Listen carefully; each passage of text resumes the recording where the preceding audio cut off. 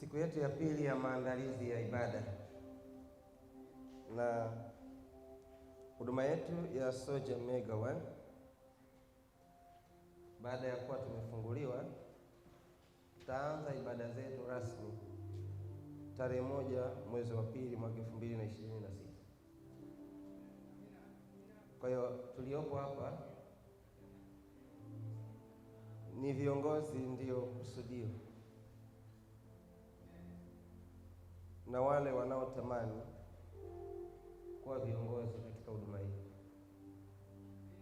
Labda pengine kama kutakuwa na mtu mwingine awe labda ni mgeni ambaye amefika, lakini sasa hana jinsi, kwamba lazima tuwe naye. Amen, amen, yeah.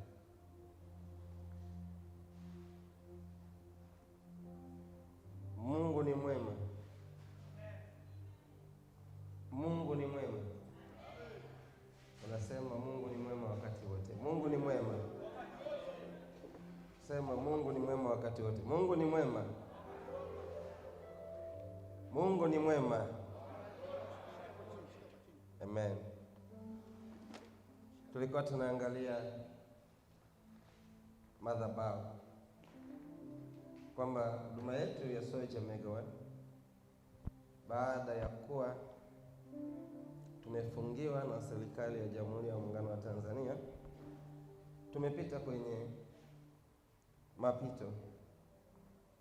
Eneo letu la studio lilivunjwa, pia kanisa letu halipo tena pale, na mnatambua kabisa kwamba tulikuwa tumewekeza zaidi ya bilioni 1 na milioni 800 kwa mujibu wa thamani ya wale watu wanaofanya tathmini, wanaitwa wathamini. Lakini kwa kuwa havipo tena, hatuhitaji kulalamika, kulia, bali tunahitaji kumshukuru Mungu kwamba atatupatia zaidi ya hivi.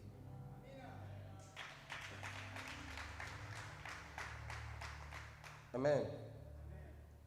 Mimi kitu cha pekee ambacho namshukuru Mungu ni kukutana na nyie mkiwa mko hai.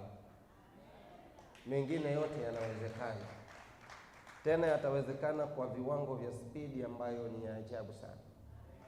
Hebu sema yatawezekana, na yanawezekana kwa spidi ya ajabu sana. Unajua mikono yako, sema Bwana Yesu, umeturejesha salama, na sasa unatupeleka mbele kwa viwango vikubwa, kwa spidi ya ajabu, kwa ubora wa ajabu, kwa neno la uzima, kwa neno la baraka, kwa ishara na miujiza, sawa sawa na kitabu cha Kutoka sura ya 34 mstari wa 10 mpaka mstari wa 13. Amen. Anodi.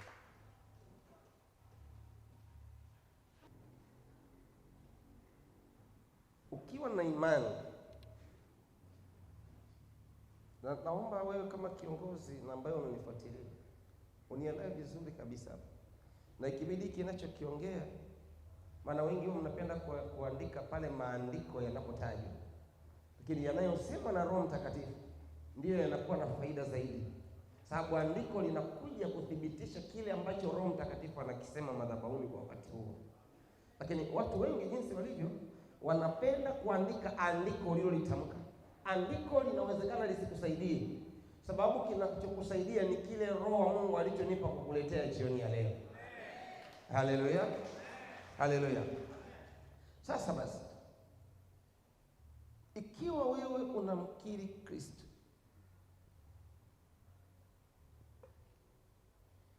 ili ijulikane kwamba Kristo yumo ndani mwako, ni pale madhabahu yake inapokuwa ndani mwako.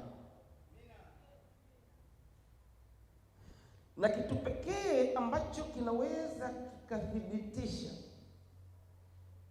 kwamba madhabahu ya Kristo imo ndani mwako ni uwezo wa nguvu ya Mungu iliyomo ndani mwako, inavyoweza kukabiliana, inavyoweza kuhimili inavyoweza kuwa imara wakati unapokutana na mambo ambayo wengine yanawaliza, wewe unabaki na furaha. Wengine yanawaua, wewe unakombolewa. Wengine wanalia, wewe unanyamaza kimya. Wengine wanalalamika, wewe unainua mikono unasema, Bwana asante, hata katika hili utanivusha nikiwa niko salama. Kwa hiyo ukubwa wa madhabahu iliyo ndani ya mtu, ukubwa wa neema ya Kristo ulio ndani ya mtu, si kuhudhuria ibada kila siku, sio kusoma neno la Mungu kila siku. Ni uwezo wa ile nguvu ya Mungu iliyomo ndani mwako, jinsi ambavyo inaweza kukabiliana na vitu, inaweza kukabiliana na mambo magumu, inaweza kukuvusha mahali ambapo wanaokutazama wanajua kabisa kwamba huyu anafika mwisho, lakini baadaye wakitazama wanaona umevuka na uko salama kabisa. Haleluya. Sasa ili uweze kuwa Mkristo ambaye unajivunia kwamba mimi ni Mkristo, si kwenda ibadani, si kutoa sadaka. Sadaka anatoa kila mtu. Inawezekana kuna wengine tunatoa sadaka kwa sababu una akiba ya hela mfukoni, lakini thamani ya sadaka yako ni nguvu ya madhabahu iliyo ndani mwako, jinsi ambavyo inaweza kushughulikia mambo.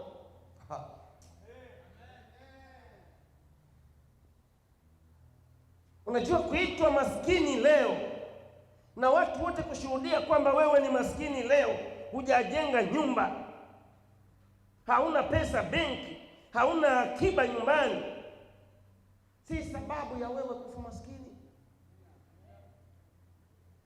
Inawezekana leo hauna pesa ndani, hauna akiba benki. Mungu anazidi kuimarisha madhabahu ndani mwako, anazidi kuimarisha kiwango cha imani, anazidi kukupa neema ya kumtafuta, akitambua kabisa kwamba haya unayoyapitia leo, ikiwa utazidi kumnyenyekea, kumpenda, kumkaribia, kumtafuta kwa juhudi, kuambatana na madhabahu ulionayo, yanayokuja mbele yako yamebeba baraka kubwa kuliko mateso unayokabiliana nayo leo. Ndio maana ukubwa wa madhabahu, ukubwa wa madhabahu, ukisikia mtu anakuambia kwamba ile madhabahu ni madhabahu, ni uwezo wa ile madhabahu kukabiliana na mambo yanayomkuta mtu aliye katika ile madhabahu. Ndio maana hata waganga tunasema yule mganga ni kiboko. Kwa nini? Madhabahu yake ina uwezo wa kushughulikia mambo. Yule mchawi ni kiboko, madhabahu yake ina uwezo wa kumloga mtu na kumuua. Ina uwezo, yani yule mwenye madhabahu ana uwezo wa kumunyoshea mtu kidole saa 4 asubuhi, saa 9 jioni akawa tayari amelala katika umauti. Maana yake nini? Madhabahu yake ina nguvu. Maana yake nini? Jambo ambalo yule mchawi amepelekewa, amelifanyia kazi, ndani ya masaa majibu yametokea. Aliyeambiwa mloge tayari kafa. Na ukubwa wa madhabahu kwako wewe ambaye umo ndani ya Kristo ni ule uwezo wa nguvu ya Kristo ulio ndani yako. Pale unapokuwa unakabiliana na mambo, haukati tamaa. Hata ukilia unalia, unasema yupo Mungu, acha machozi yatoke, lakini hili anakwenda kuligeuza kuwa baraka. Yupo Mungu, acha niumwe lakini sitakufa. Yupo Mungu, acha leo niwe maskini lakini sitakufa nikiwa maskini. Yupo Mungu, acha leo wananiona sina mtoto lakini baada ya muda fulani wanakuona na wewe ni mjamzito, wanakuona na wewe ni baba, unabeba mtoto ndani ya nyumba yako. Kuna watu hapa mmezaliwa katika familia ambazo baba ni maskini, mama ni maskini.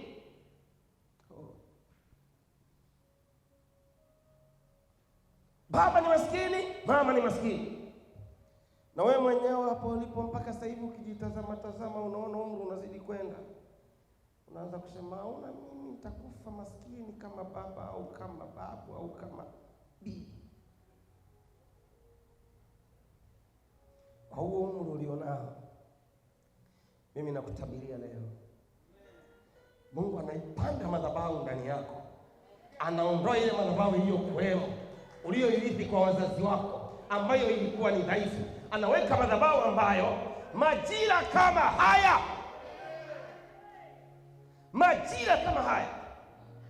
majira kama haya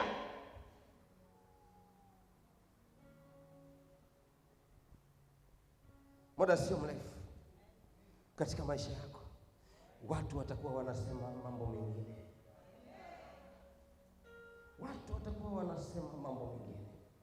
Nikwambie mtu wa Mungu, kuna wakati acha mabaya ya kukute wewe, ili wanaokuzunguka wayaone mateso unayopitia. Jesus. Ukitaka muujiza utokee kwenye maisha yako, acha yale yanayokupata wewe yawashangaze watu, alafu kuna wakati wakikuangalia mpaka wakuhurumie au waone huyu hakuna jinsi nyingine tena anaweza kufanya. Najua maana ya muujiza ni kwamba Mungu analeta matokeo ambayo wanadamu kwa jinsi ya kawaida walikuwa wanaona hapa hakuna kinachokwenda kutokea tena. Na mimi nakutamkia juu ya madhabahu hii kwamba kuna madhabahu Mungu anaipanda ndani yako leo. Kuna madhabahu Mungu anaipanda kwenye ukoo wako. Kuna madhabahu Mungu anaipanda kwenye familia yako. Kuna madhabahu Mungu anapanda kwenye uzao wako. Majira kama haya, historia ya familia itakuwa inabadilika. Majira kama haya, historia ya biashara itakuwa inabadilika. Majira kama haya, historia ya ndoa itakuwa inabadilika. Majira kama haya, historia ya uzao wako itakuwa inabadilika. Majira kama haya, historia ya ugonjwa ulio ndani ya mwili wako utakuwa unabadilika. Jesus. Vinabadilishwa na nini? Havibadilishwi kwa sababu unaomba sana. Hapana. Ndio maana kuna watu wanaomba sana hawapati matokeo. Ni kwa sababu gani? Una nguvu gani ya madhabahu inayotenda kazi ndani yako? Sisi wakati tuko kule nyumbani, ukienda kwa mganga wa kienyeji, unaheshimu kilinge cha mganga wa kienyeji kuliko unavyoheshimu dawa utakayopewa na mganga wa kienyeji. Kuna mtu ananielewa vizuri? Ukienda kwa mganga wa kienyeji, unatakiwa uheshimu kilinge kuliko unavyoheshimu dawa unayopewa na mganga wa nini? Wa kienyeji. Kwa sababu gani? Nguvu ya ile dawa unayopewa na mganga wa kienyeji inatokana na nguvu iliyo ndani ya kilinge. Kuna mtu ananielewa vizuri? Hivyo unapokwenda kanisani, matokeo yoyote yale unayohitaji hayatatokana na mahubiri unayohubiriwa, yatatokana na neema iliyo juu ya madhabahu. Okay. Kwa maana kila ukoo una madhabahu yake. Kila ukoo unaoona Tanzania una madhabahu yake. Tafakari wewe, kuna watu wana madhabahu ambazo ni za migogoro Januari mpaka Disemba. Kuna watu wana madhabahu ambazo anayeinuka kuanza kusaidia wenzake kwenye familia ndiye anayekufa. Kuna watu wana madhabahu ambazo watoto wanafanya vitu wakiwa bado vijana, wakianza kuwa watu wazima wanafilisika. Kuna watu wana madhabahu wakifikisha umri fulani, kuna aina fulani ya ugonjwa lazima iingie ndani yake. Ule ugonjwa hautamuua, lakini utakuwa ni wa kudumu. Na kupitia ule ugonjwa kuna kiwango fulani cha fedha kitakuwa kinatoka kila wiki au kila mwezi. Hiyo ni nini? Ni madhabahu. Kwa maana Mungu anapotutoa mwenge, anapotuleta mahali hapa, tunashughulikia vitu ambavyo ni vya ngazi ya juu. Kuna mtu ananielewa aseme amen? Kuna mtu ananielewa aseme amen? Mara ulipoinua mikono yako sema Bwana Yesu. Bwana Yesu. Nilikuwa mahali ambapo madhabahu yake ilikuwa ni ya viwango vya chini. Madhabahu ya ukoo ni ya viwango vya chini. madhabahu ya kabila yangu ni ya viwango vya chini. Maadamu niko mahali hapa, najifungamanisha na madhabahu ya Kristo iliyo ya viwango vya juu. Najifungamanisha na madhabahu ya Nabii Nyakia, najifungamanisha na madhabahu ya Mungu wa Nabii Nyakia, najifungamanisha na madhabahu ya Mungu wa Ibrahimu, najifungamanisha na madhabahu ya Mungu wa Yakobo, najifungamanisha na madhabahu ya Mungu wa Esta. Kila mateso niliyokulia na kwenda kuyaacha, kila maadui walionishinda najifungamanisha na madhabahu ya Mfalme Daudi. Wataanguka wao pale waliponiangusha. Walipoangusha ukoo wangu kupitia mimi, hawataniangusha tena kwa jina la Yesu. Mtu mmoja aseme amen. Mtu mmoja aseme amen kabisa. Mtu mmoja aseme amen kabisa. Na niko nakosema kwa mamlaka ya jina la Yesu. Kuna madhabahu kwenye ukoo wetu, kuna madhabahu kwenye familia, kuna madhabahu kwenye ndoa, kuna madhabahu kwenye biashara, kuna madhabahu kwenye ajira. Inazuia mafanikio, inaleta magonjwa, inaleta mafarakano, inaleta kutofanikiwa. Kuanzia leo hiyo madhabahu ninaikamata, ninaikamata, ninaikamata, ninaikamata, ninaikamata, ninaikamata, ninaikamata, ninaikamata, ninaikamata, ninaivunja, ninaing'oa, naisambaratisha, naiteketeza, naichoma moto kwa jina la Yesu. Kuanzia leo kwenye familia napanda madhabahu, napanda madhabahu, napanda madhabahu, napanda madhabahu kwa jina la Yesu. Damu ya Yesu inamiminika juu ya madhabahu mpya. Damu ya Kristo inatawala juu ya madhabahu mpya. Damu ya Yesu inanena mema juu ya madhabahu mpya. Damu ya Yesu inanena utajiri juu ya madhabahu mpya. Damu ya Yesu inanena mitaji juu ya madhabahu mpya. Damu ya Yesu inanena uzao ule ulio mwema kwa jina la Yesu. Mtu mmoja aseme amen. Sema tena amen. Sema tena amen. Sema tena amen. Sema tena amen. Sema tena amen. Sema tena amen. Shout amen. Shout amen.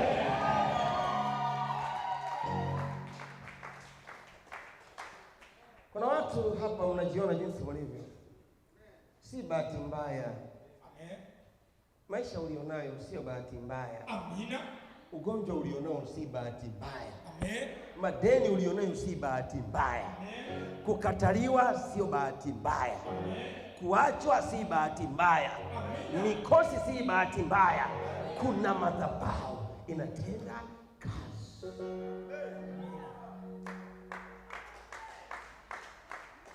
Kuna madhabahu inatenda kazi. Na nataka nikwambie kitu. Kwa nini hapa sihubiri uponyaji, sitoi unabii?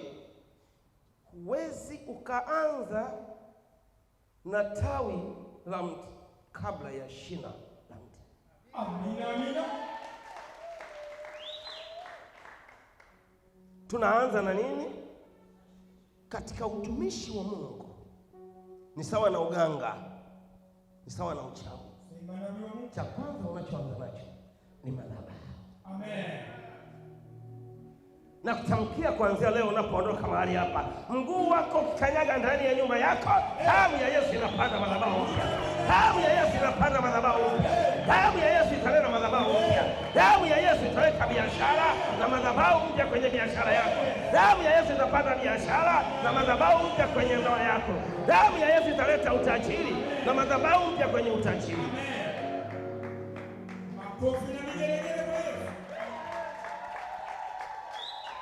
Haujawahi kuona kuna watu wana utajiri wa msimu? Wote hapa hakuna maskini. Ni watu ambao mliwahi kupata pesa zikaondoka. Mimi toka nizaliwe sijawahi kukutana na mtu maskini. Nimewahi kukutana na watu ambao waliwahi kupata pesa za kufanya jambo na akalianza, na kichwani mwake akaona mbele maono kwamba kwa hiki ninachokifanya na kwenda kufanikiwa.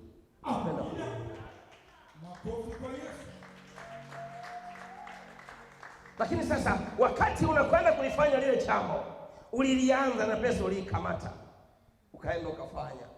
Subiri sasa, nguvu ya madhabahu uliyokwenda kuanza nalo lile jambo ilikuwaje ndani yako? Ilikuwaje kwenye lile eneo? Ilikuwaje kwenye biashara? Ilikuwaje kwenye ardhi unayolala? Ilikuwaje kwa watu wanaokuzunguka? Ilikuwaje kwa watu wanaokutamkia neno?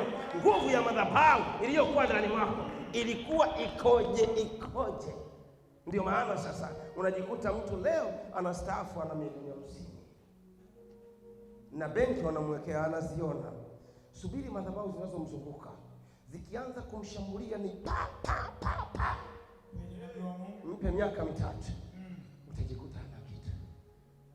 Wote unaowaona hapa ni watu ambao wamewahi kubuni biashara na wakaanza, lakini kwa sababu wakati wanaanza walipata neema ya kupokea, wakakosa madhabahu ya kukilinda na kukikuza kile walichokipata.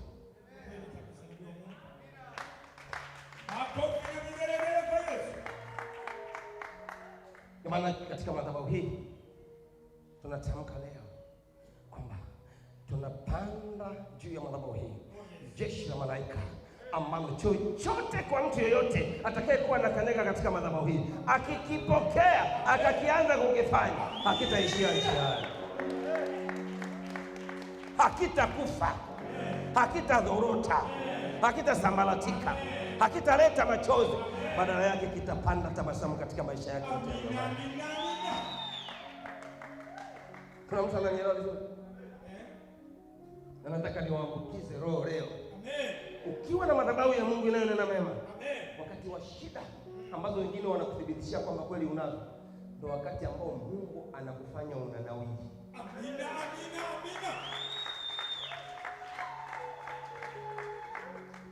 Ukiwa na madhabahu nzuri ndani mwako, shida yoyote kinakuwa ni kivutio cha malaika kukutazama kwa uzuri na kwa karibu zaidi. Unajua kuna mtu akipata shida, akipita tu mbele yako unajua alipo huyu ana shida. Kwanza utembeaji unabadilika, mikono inaenda nyuma. Ukaaji kama ameenda nyumbani kwa mtu au hata yuko kwenye gari utamkuta. Nataka nikueleze kitu kimoja. Unadhani unapojishika hivi wale watu wanaokuzunguka watayaondoa matatizo yako? Unapoona una jambo lolote alafu lile jambo limeteka moyo wako, maana yake ni kwamba madhabahu iliyoingiza tatizo lile ndani yako ina nguvu kuliko ukuu wa Mungu ulio ndani mwako. Tunataka kuanzia sisi katika madhabahu hii, tunapanda madhabahu ambapo mtu yeyote atakayekuja kukanyaga, kuomba, kuombewa, kupata unabii, kutabiriwa katika madhabahu hii, atakuja ameshika tama, ataondoka anashangilia kwa jina la Yesu. Kwa sababu gani? Ni madhabahu ambayo kinachofanyika mahali hapa kinatengeneza mzizi, kitawapokea kama walivyokuja, wataondoka watu wanawashangaa nini kimetendeka kwenye maisha yao. Amina. Tazameni mimi baba yenu. Maana ninapokufundisha madhabahu naiona mimi mwenyewe kile Mungu anafanya ndani wangu.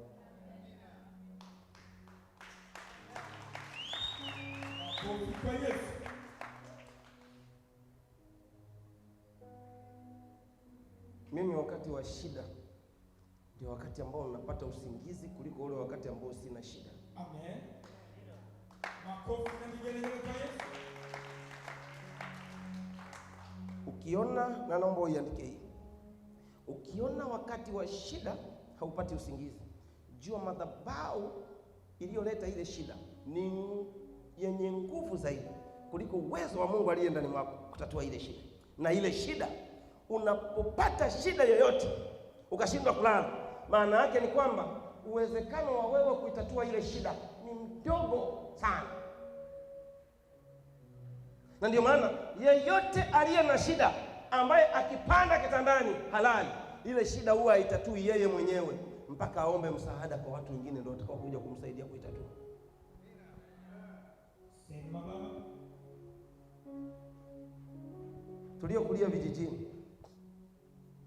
Tuliokulia vijijini tunajua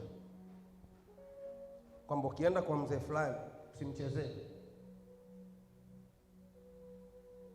Akiamua ndani ya Ulaya. Kwa nini? Yule mzee kijiji kisema kinajua vilinge alivyonavyo vina nguvu, hata kwenye kanisa, hata kwenye familia, hata kwenye ukoo. Lazima muwe na madhabahu yenu. Amen. Unajua kuna ukoo haziguswi, kuna familia haziguswi. Kuna familia ziko hapa wanaonewa Januari mpaka Disemba. Ni kwa nini mnaonewa? Mnaonewa kwa sababu anayekuonea anajua huna cha kumfanya, kwa sababu nguvu ulionayo ni ndogo kuliko nguvu alionayo yeye. Na kutamkia kuanzia leo mwaka huu, naipanda madhabahu ndani yako. Yeyote aliyekuwa anakuonea, pokea madhabahu inayokwenda kuzuia. Pokea madhabahu inayokwenda kumshinda. Pokea madhabahu inayokwenda kumsambaratisha kwa jina la Yesu.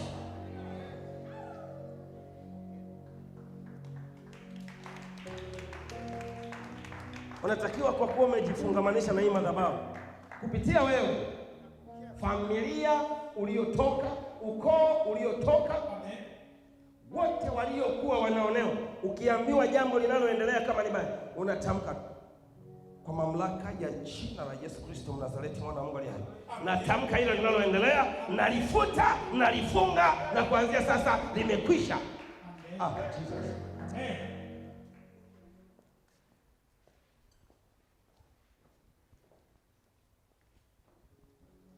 Naiona madhabahu mpya ikiwa inapandwa ndani. Naiona madhabahu mpya ikiwa inapandwa ndani ya mtu. Naiona madhabahu ya ndoa ikiwa inapandwa kwenye ndoa. Naiona madhabahu ya biashara ikiwa inapandwa kwenye biashara. Naiona madhabahu ya ajira ikiwa inapandwa kwenye ajira. Kuna mahala wanakwenda kuita. Kuna mahala wanakwenda kuita. Kuna biashara unaianza mwezi wa pili, haitakufa. Kuna biashara unaianza mwaka huu, haitakufa. Haitakufa kwa jina la Yesu. Haitakufa. Haitakufa. Kwa nini haitakufa? Si kwa sababu unaomba sana. Nataka nikuambie kitu kimoja. Hakuna watu wanaopigwa na walio na shida kama watu wanaoshinda kwenye maombi. Kuna mtu amenielewa hilo? Amina baba. Naulia. Hakuna watu wanaopigwa na walio na shida nyingi kama watu wanaoshinda kwenye maombi. Kwa nini? Wanaomba, lakini yale maombi ni kama mtu unavyochukua mafuta ukajipaka kwenye mwili. Amen.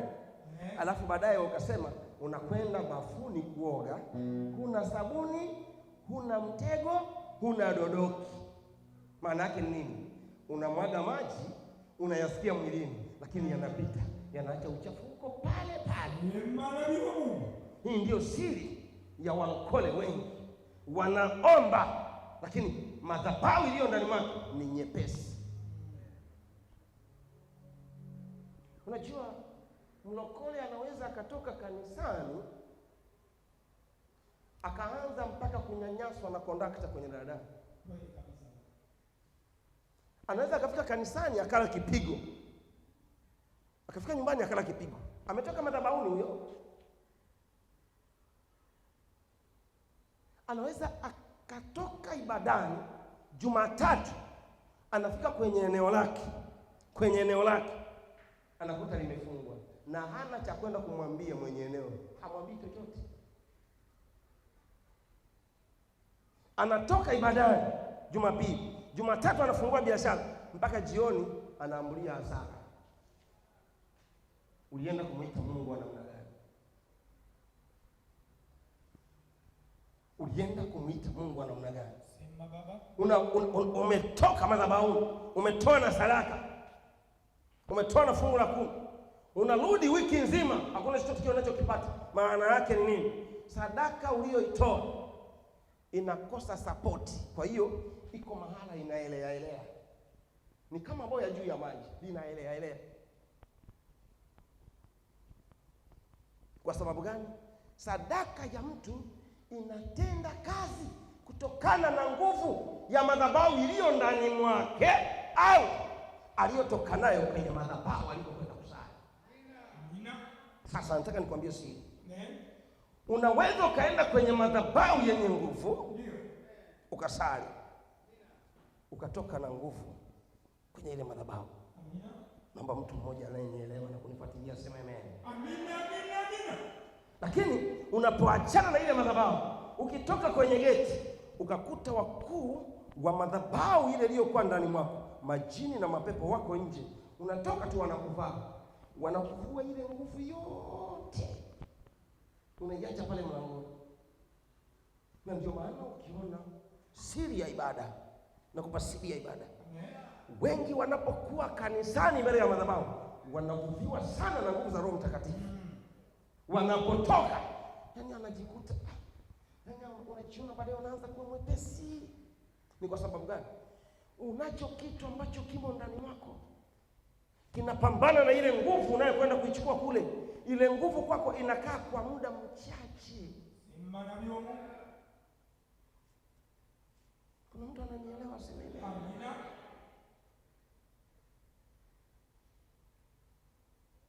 Kuna watu hapa, ninyi sio maskini, mmewahi kupata pesa. Zimeenda wapi? Jiulize, ni nini kilichoziondoa? Kwa nini watu walioanza nao biashara ya namna ile mpaka leo wao wako juu? Wao wanamwabudu Mungu wa namna gani? Na wao wanamwabudu Mungu wa namna gani?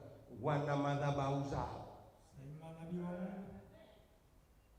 Kuna mtu ananielewa? Amina. Mbele jirani yako unayemwona amefanikiwa ana madhabahu yake. Unayemwona amefanikiwa ana madhabahu yake. Sasa hapa tunaipanda hii madhabahu. Amen. Na tunapoipanda hii madhabahu, amen, tunataka mwaka huu uwe ni mwaka wa kufurahia maisha. Amina. Makofi na vigelegele kwa Yesu. Sasa Mungu anapoachilia baraka, anaachilia baraka kwenye madhabahu kwa mambo matano. Namba moja, anaachilia baraka kwa ajili ya uponyaji. Amen. Mbili, anaachilia baraka kwa ajili ya kumuinua mtu. Ile madhabahu imtoe ile mtu chini, impeleke mahali ambapo ni pa juu. Namba tatu, anaachilia baraka, neema fulani inaingia ndani mwako, inatengeneza upatanishi baina ya mambo yaliyokuwa yamesambaratika, yana migogoro, hayaendi kama yalivyokusudiwa, yanapatanishwa katika ulimwengu wa roho. Vitu vilivyokuwa viko shagala bagala, havieleweki, Roho Mtakatifu anaanza kuvipanga na kuviweka katika utaratibu unaostahili. Kinaanza cha kwanza mpaka kile cha mwisho. Maana yake nini? That is how Mungu anavyofanya upatanisho wa kiroho. Kwa hiyo kazi ya madhabahu ni kuleta upatanisho. Kazi nyingine ya madhabahu ni kukupatia kibali. Tusema kibali. Sema tena kibali. Madhabahu inapokupa kibali, maana yake ni kwamba inakutengenezea mahusiano baina yako wewe na watu wanaokuzunguka, na vitu unavyovifanya, na maneno unayoyatamka, na maneno ambayo watu wanakutamkia. Unajua kuna watu hapa hata akitamkiwa tu na jirani yake, utaniona ndani ya siku hizi 3 kashajikwaa kidole na tayari yuko namna hiyo. Katamkiwa tu, utanijua. Maana yake nini? Usipokuwa na neema yenye kibali mbele za Mungu, ambacho neno lolote linalotamkwa na mtu lenye nia mbaya, ile nia isikupate, mrudie mwenyewe. Au lenye nia nzuri, ile nia nzuri itende jambo kwako. Maana yake nini? Wewe ni wa kuonea kila siku. Ndio maana wengi mlioko hapa, watu wengi unaowaona vitu vinapotea, wanafanya kila kitu wanaishia karibu, wanafanya kila kitu wanaishia kulia. Hana madhabahu yenye kibali, haimo ndani mwake. Jambo lingine ni kutokuwa na karama. Kila mtu anazaliwa na karama. lakini sio kila aliyezaliwa na karama yake inafanya kazi. Kila mtu amezaliwa na karama, lakini wengi walio na karama zao zinatumiwa na watu wengine. Kila mtu amezaliwa na karama, lakini kuna mtu ana karama ila karama yake imefungwa, imo ndani mwake, lakini haifanyi kazi, imetulia. Sasa lazima uwe na madhabahu ambayo inaweza ikaona nini kimefanyika kwenye maisha. Ndio maana ukiangalia wengi tunapokuwa katika umri fulani, unajiona kila jambo unaloligusa linakwenda, kila jambo unaloligusa linakwenda, kila mtu unayeongea naye unaona vitu vinakwenda. Ukishafika umri fulani unaona vile vitu vyote vinakata. Maana yake ni nini? Karama iliyokuwa inatenda ndani mwako ina mambo matano. Namba moja, imo lakini imefungwa. Namba mbili, imo lakini imepunguzwa kasi. Namba tatu, imo ndani mwako lakini imegeuzwa, inafanya kazi kinyume. Kama ulitakiwa kwenda kuwa driver wa treni, unakwenda kuwa driver wa bodaboda. Kama ulitakiwa kuwa mhasibu wa TANESCO, unakwenda kuwa mkusanya ushuru sokoni. Kote kote bado unashika hela, kote kote bado unaendesha. Kuna mtu ananielewa? Kama ulitakiwa kuwa mkufunzi wa chuo kikuu, ulitakiwa uwe lecturer, wanakuachilia kidogo, unakwenda unakuwa mwalimu wa nasale. Ulitakiwa kuwa na mtu ambaye ni kiongozi serikalini, wanakuachilia kidogo tu, unakwenda kuolewa na mjumbe wa nyumba 10 kwa sababu hata yeye ni kiongozi serikalini. Sema baba. Kuna mtu ananielewa vizuri? Amina na baba. Ulitakiwa kuwa askari. Karama yako hawaitoi, wanaiacha na inaendelea kufanya kazi, lakini unakwenda kuwa mfanyakazi ambaye unalinda kwenye geti la mtu binafsi. Bado una kazi ile ile ya kulinda, na unakesha unafanyaje? Unalinda, lakini unalinda sio katika ule mfumo uliofanya Mungu akakuumba. Karama yako imo ndani mwako, inafanya kazi, lakini inafanya kazi kinyume nyume. Unaumbwa una sura nzuri. Jamani acha. Kuna watu wanaumbwa na sura nzuri, hasa wanawake, kakiwa bado ni kadogo. Kila mtu anasema jamani aka katoto ni kasuri, jamani aka katoto ni kasuri, jamani aka katoto ni. Kadiri yule mtoto anavyozidi kukua, ni kweli una sura nzuri, lakini unazalishwa kila siku ukiwa nyumbani kwenu na sura yako iko vile vile. Hawaitoi, inabaki pale, hilo unatotolea nyumbani kwenu kila siku. Maana yake nini? Karama yako wameiachia na inakuletea wanaume, na unapata kweli wanaume wenye kishindo, lakini kila anayekuja anakuzalishia pale pale, akimaliza anaachana na wewe. Alikuja kukuzalisha, sio kukupenda. Nabii wa Mungu, nataka nikuulize, karama yako ya uzuri si imemvutia wanaume? Si ni mwanaume anayeeleweka? Si amekupenda kutokana na uzuri wako? Mimba si umepata? Unalalamika nini? Kisichofanya kazi ni kwamba karama ile, badala uwe mke wa jumla, uolewe na mtu mwenye kueleweka. Unaolewa na mwendesha guta. Sema baba. Ulitamani uolewe na rubani, hata mwendesha guta naye anaendesha guta. Sema nabii wa Mungu. Si hata mwendesha guta naye si anaendesha guta. Ulitamani uwe na dereva wa chombo. Karama badala ya kupeleka kwa rubani imefungwa, inakupeleka kwa dereva wa guta, inakupeleka kwa dereva wa bodaboda. Jamani, dereva wa bodaboda si ni afisa usafirishaji, si ndio? Lakini sio neema ile Mungu aliyokuwa amefanyaje, amekusudia. Maana yake nini? Karama ipo, inafanya kazi, lakini inafanya kazi kinyume nyume. Inafanya kazi kinyume nyume. Ndio maana kuna baadhi ya watu ukiwatazama, kuna mwingine anaweza akaenda ndani akajitazama alivyokuwa, akaangalia picha zake. Kuna mwingine anajitazama shape, anajiangalia. Sema baba. Kuna wakati unaenda ukajiuliza, hivi Mungu, hivi kwa shape niliyokuwa nayo mimi wa kushindwa kuwa mke wa mtu? Tatizo si shape, shepu hata chura anayo. Sijui unanielewa vizuri? Haiolewi shepu, kinaolewa kilicho ndani ya mwenye shepu. Kikishaondolewa kile, shepu haina thamani tena. Hapo unajua yako. Sema Bwana Yesu, kalama iliyokuwa ndani mwangu, iliyofanya Mungu akaniumba nije kutimiza lengo la maono aliyonipa hapa duniani, imegeuzwa, inakwenda kinyume. Natamka na kuiita kuanzia leo, rejea, rejea, rejea, rejea, rejea, rejea, rejea, rejea, rejea, rejea kwa jina la Yesu. Sema amen. Sema amen.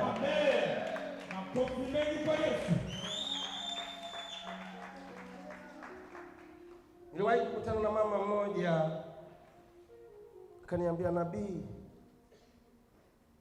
mwanaume wangu wa kwanza. Mtu akikwambia mwanaume wa kwanza, maana yake ni yule aliyeuona usichana wake. Akaniambia, nabii, mwanaume wangu wa kwanza ni mheshimiwa waziri fulani.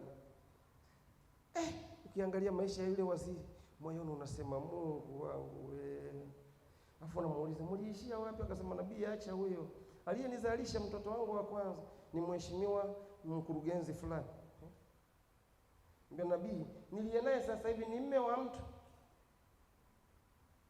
lakini kateuliwa na mheshimiwa rais juzi, ila ni mume wa mtu. Sasa hivi namba ile amebadilisha, afu mke wake ameniambia nikome.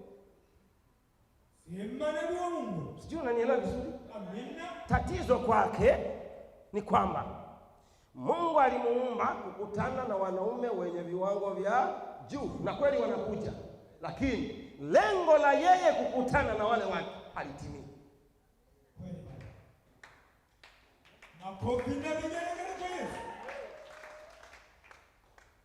Ukilogwa madhabahu yako ikatenguliwa, ikageuzwa, maana yake unachokifanya unakifanya kwa usahihi, lakini hakileti matokeo sahihi. Naomba mtu mmoja anielewe.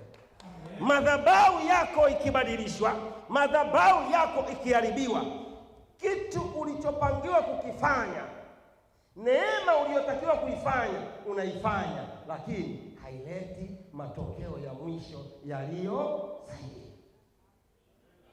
Amen. Naomba mahala ulipo uinue mikono yako, tunasema Bwana Yesu. Bwana Yesu. Madhabahu iliyo sahihi. Madhabahu iliyo sahihi. Iliyofanya Mungu akaniumba. Iliyofanya Mungu akaniumba. Akaweka karama ndani mwangu. Akaweka karama ndani yangu. Akaweka vipawa ndani yangu. Akanipa akili. Akanipa maarifa. Akanipa na uzima. Karama hiyo Roho wa Mungu ananishuhudia ya kwamba toka nimezaliwa imo ndani mwangu na inafanya kazi kwa usahihi, lakini wenye mamlaka za juu zaidi wameigeuza. Inaanza vizuri, inamaliza vibaya. Kuanzia leo, kuanzia leo, kuanzia leo, kuanzia leo, kuanzia leo, ile neema walioigeuza na irejesha.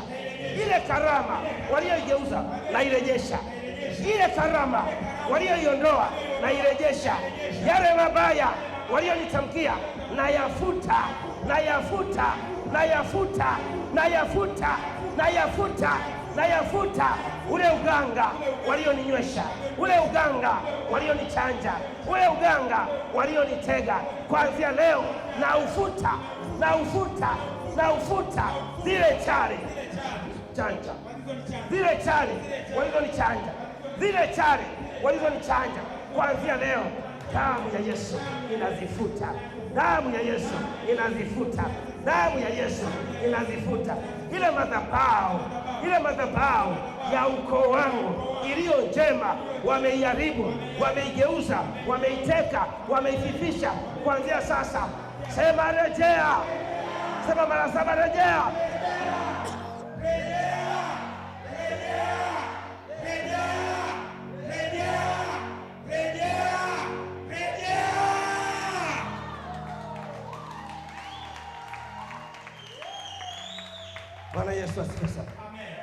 Usilalamike kwamba una maisha magumu. Hapana. Wewe Mungu amekuwa akikubariki siku hadi siku. Amina. Isipokuwa unavyovifanya vinakwenda kinyume. Ndio maana mlio wengi mmebakishwa na uwezo wa pesa ya kula. Amina. Sasa kwa nini leo tunashughulikia madhabahu? Tunashughulikia hii madhabahu kuliko kuhubiri uponyaji, kutoa unabii. Tunapanda kwanza madhabahu ambayo inakwenda kuwa na nini? Na kibali. Amen. Inakwenda kuwa na nini? Na kibali. Kibali lazima kiambatane na karama. Amina. Kibali au ulokole au kumuomba Mungu bila karama kufanya kazi ni sawa na kusoma bila kupata ajira. Elimu unayo lakini haina manufaa. Namba 2, kwa nini tunaanza na ibada ya madhabahu badala ya kuanza na ibada ya karama, unabii, hasa baada ya kuhama kutoka madhabahu moja kwenda madhabahu nyingine? Kwa nini tumeanza na ibada ya madhabahu kabla ya ibada yetu ya kwanza? Namba 1, madhabahu yetu ilisimamishwa kuendelea na kazi na mamlaka za serikali. Amen. Kwa nini serikali ilisimamisha? Serikali ni mlezi wetu mkuu. Ana uwezo wa kukutazama na kuona ulichokifanya hajapenda yeye, ila kwako wewe ulikuwa unapenda. Na anaweza akafanya maamuzi yoyote. Ndio maana hata mahala ulipojenga nyumba yako wewe, nyumba ni yako, lakini ile ardhi sio yako. Na serikali inaweza kaamua ikasema, hapa ulipojenga hii nyumba tunataka kupitisha barabara. Uwezo ukasema hii ndio nyumba yangu ya ndoto. Wanakuambia tunakulipa au hatukulipi. Lazima utii. Kuna mtu ananielewa vizuri? Sasa kwa nini serikali ilisimamisha huduma yetu? Ni kwa sababu serikali ina mamlaka. Amen. Na watu ambao mimi nawahubiri hapa kanisani sio watu wangu, ni watu wa Mungu pamoja na serikali. Amen. Makofi na vigelegele kwa Yesu. Kwa serikali ina uwezo wa kuniambia umetamka hili hatujapenda, ila mimi hata kama roho wa Mungu ndo aliniambia tamka, serikali yenyewe inaweza kusema kwa watu wetu halina afya. Kweli kabisa. Amen. Amen. Mfano mimi naweza sasa hivi hapa nikasema leo hili Roho Mtakatifu atembee, kila mmoja amshike mwenzake amkumbatie, alafu mwe mnafanya hivi. Mimi naona Roho Mtakatifu atafanya kazi, si ndio? Serikali itaniambia wewe umechochea mke wa mtu na mtu mwingine, mume wake akimuona je? Alafu kuna watu wengine wanaweza wakaja hapa, kweli Roho Mtakatifu anafanya kazi. Mfano kaka njoo. Na wewe Abigaili njoo. Simama hapo hapo. Au unawaambia Roho Mtakatifu sasa amenionyesha wewe na wewe shikaneni. Haya, anzeni kucheza, afu wanacheza wamekumbatiana. Baada ya ibada huyu atakuwa anakumbuka yule kaka alikuwa anakatika vizuri. Sijui mnanielewa vizuri? Kwa hiyo hata yale ya kiroho niliyotamka yeye anakumbuka tu. Alikuwa anakatika mpaka alikuwa ananigusagusa hapa. Kwa hiyo hata akienda kuoga anakumbuka alinigusagusa hapa. Baadaye anaanza kutafuta namba yake ya simu tatu. Kwa hiyo mimi nilifanya lile tukio la kiroho nikiwa niko sahihi. Lakini kumbe huyu lile mume wa yule akiona. Namba 2. Kumbe huyu wale watu walivyofanya hivi mara moja mara mbili, huyu kabaki na hisia. Baada ya wiki 2 wiki 3 sasa ndio wanakutana wenyewe sasa. Sasa mimi na Roho Mtakatifu wangu watupu. Kwa kumbe kuna wakati serikali inakuhitaji tenda, lakini kwa kiasi na kwa hekima. Kuna mtu amenielewa asema amina. Kuna mtu amenielewa na aseme amina. Kwa hiyo tunakwenda kupanda madhabahu mpya kwa sababu tumetoka kwenye kifungo. Nataka niwaambie jambo. Mimi nilizaliwa mkoa wa Mara. Ukitoka gerezani, namba 1, hulali kitandani. Namba 2, ukilala ujifuniki nguo. Namba 3, ukitoka nguo ulizotoka nazo gerezani huingii nazo ndani. Namba 4, ukikuta nyumbani kwenu kuna msiba haulii. Namba 5, kama nyumbani kwenu ni wafugaji na wewe ulikuwa umefungwa gerezani, ukitoka unakwenda kulala katikati ya zizi la ng'ombe, kwamba pamoja na kwamba ulifungwa lakini utaendelea kuwa mfalme, utaendelea kumiliki ng'ombe. Amen. Kuna mtu ananielewa? Kwa hiyo ukilala ndani ya zizi la ng'ombe, muda wote unakuwa unakumbuka, waliniweka ndani ya zizi la ng'ombe kwamba mimi sitakufa maskini. Ile inakupa kumbe akili ya kuanza kufanya kazi kwa bidii na wewe utafute ng'ombe. Kuna mtu ameelewa? Kuna mtu ameelewa? Sema amina. Namba 6, siku unayotoka gerezani ni marufuku kama ni mwanamke kulala na mwanaume, na kama ni mwanamke ni marufuku kukutana na mwanamke kimwili. Namba 7, hata kama ulitoka gerezani wamekunyoa, ukifika nyumbani wanakukalisha, wanakupitisha wembe tena. Unakwambia hizo ulizotoka nazo zitatuletea laana kwenye ukoo ya watu kuendelea kufungwa. Namba 8, ukiamka asubuhi huongei na mtu. Kuna mzee ndo anakuja anakuamsha, anakutamkia maneno, anatamkia na ukoo, anawatamkia waliokufa, anawatamkia na walio hai. Mtu mmoja anayenisikia na kunielewa aseme amen. Kuna mtu ananielewa vizuri? Namba 9, kama kuna ndugu zako walikufa ukiwa huko gerezani, siku unayotoka gerezani haupewi taarifa mpaka ulale. Kesho yake ndo wanaanza kukueleza alikufa fulani, alafu unaanza kulia, alafu wazee wanakupangia, unaanza kwenda kwenye msiba fulani, yule ni mkubwa kuliko huyu. Sasa sisi tumefungiwa kanisa, tulikuwa ndani ya gereza. Ndio maana siku mimi wananifungulia kanisa, nilipotoka tu kwa msajili wa huduma, nilikwenda saluni nikanyoa nywele nilizoenda nazo mbele ya Pilato. Amen. Kuna mtu ananielewa? Sema amina. Amen. Niliporudi nyumbani nikakumbuka mila za nyumbani. Tulishafundishwa ukitoka gerezani usilale kitandani, nikalala chini. Amina. Sasa sisi kama kanisa tumetoka kwenye kifungo, tunaanzaje? Au tuendelee kuwa na laana ya kufungiwa kila wakati? Hapana. Lazima tuitakase na tuipande madhabahu nyingine tena. Amina. Amen. Lazima baada ya hapo tukutane kama viongozi wa kanisa, tuwe na siku 40 za kumtafakari Mungu. Tulifungiwa, tulikosea wapi? Amen. Tujisahihishe wapi? Amen. Je, tulifungiwa kwa sababu ya wivu, maneno ya chuki, au tulikosea sisi kutokana na upumbavu wetu? Amina. Maana kuna wakati unaweza ukawa unajiona ni mjanja, kumbe ndani ya ujanja wako kuna upumbavu. Na mimi kuwa baba yenu wa kiroho hakunizuii kuna wakati kuwa mpumbavu. Kuna mtu ananielewa vizuri? Usipokubali kunyenyekea na kuyaona makosa yako utaishia papaya. Mzazi mzuri ni yule ambaye kuna wakati anaweza hata akaona na yeye ni mkosaji mbele ya watoto wake, ili watoto nao siku wakikosa waende mbele ya baba yao wajione na wao ni wakosaji. Aliyenielewa aseme amen. Amen. Kwa tutakuwa na siku 40 za kutafakari.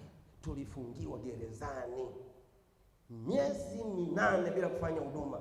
Madhabahuni tunarudije? Tunaambatana na hiyo laana ya kufungiwa mara kwa mara? Je, vijana nilioambatana nao ambao wanakwenda kufungua makanisa nchi nzima, dunia nzima, watakuwa wanakosea na wao na kufungiwa huko huko waliko? Kama ni vita imesababishwa na mwanadamu, tunaifungaje katika ulimwengu wa roho? Kama ni makosa tulikosea, tunamwambia nini Mungu? Tunaomba toba ya namna gani? maana kuna toba aliyokosea mfalme Daudi baada ya kulala na yule mwanamke wakati watu wake wakiwa vitani.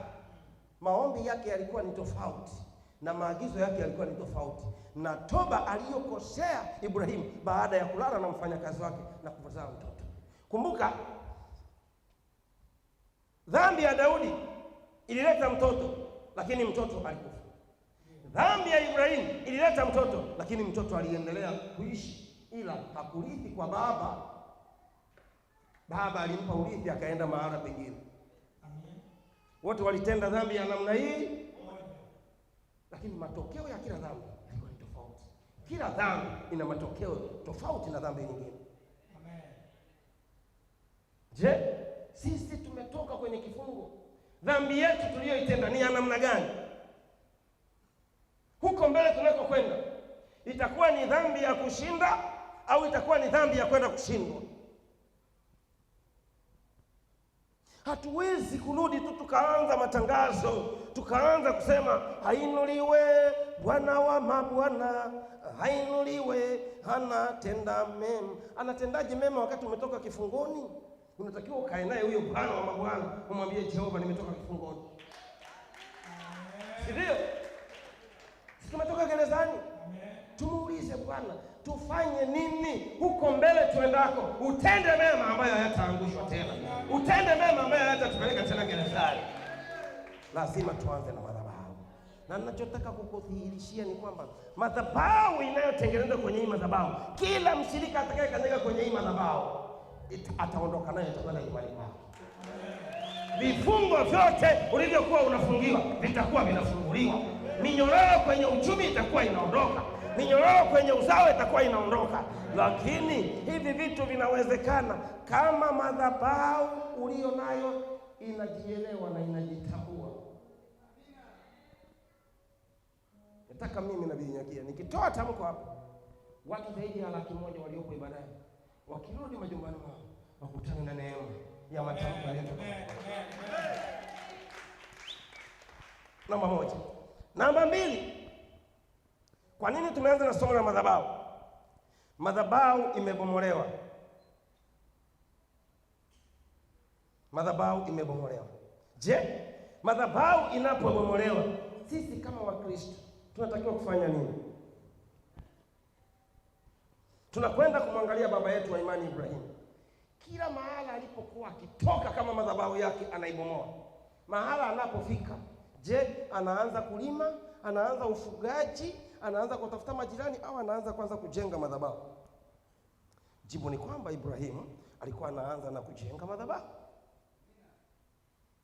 Jambo la 3, madhabahu inapaswa kuhamishwa. Madhabahu inataka kuhamishwa. Na hapa nataka niwaambie kitu. Kwa nini mtu aliyefanikiwa akiwa kwenye nyumba fulani akihama kwenda nyumba nyingine, walio wengi huwa uchumi unaporomoka na wanakuwa maskini mpaka uzeeni kwao? Amehama kutoka kwenye nyumba iliyokuwa na madhabahu fulani, amekwenda kwenye nyumba nyingine iliyo na madhabahu fulani. Madhabahu zikigongana na zikishindwa kusomana, zikishindwa kueleweka, hapo tambua kabisa kwamba maisha yako yatakuwa maktaimu mpaka unaingia uzeeni. Kweli kabisa. Ndio maana hapa nilipo, kuna watu ambao walipokuwa katika nyumba fulani alifanikiwa, alipohama akaenda nyumba fulani, mafanikio yaliondoka. Namba 1. Namba 2, kuna watu ambao alipokuwepo mtu fulani kwenye mji, mafanikio yalikuwa yanaondoka. Alipohama alihama naye, alipokufa alikufa naye. Kwa sababu gani? Waliobaki hawana uwezo wa kushikilia ile madhabahu. Ndio maana unaona watu wengi mnaowaona wana pesa, zile pesa zina madhabahu zao. Baba akifa leo, kama hana mtoto aliyemrithisha ile madhabahu, hata akili ulionayo, connection za watu ulizonazo, usiporithisha kwa uzao wako, ukafa, ile biashara inakufa. Kwa sababu gani? Haukuwakabidhi madhabahu, umewaachia vitu vilivyozalishwa na ile madhabahu. Na hapa ndipo nasikia watoto wa fulani, bwana baba yao alikuwa bwana. Kwa nini baba yao alikuwa? wakati baba alikuwa na mali ambazo zimebaki mikononi mwao, walitakiwa waziendeshe wao. Kafa na madhabahu, kafa na ujuzi, kafa na maarifa, kafa na baraka, kafa na connection. Amina. Vile vitu vyote vinatengeneza nini? Madhabahu.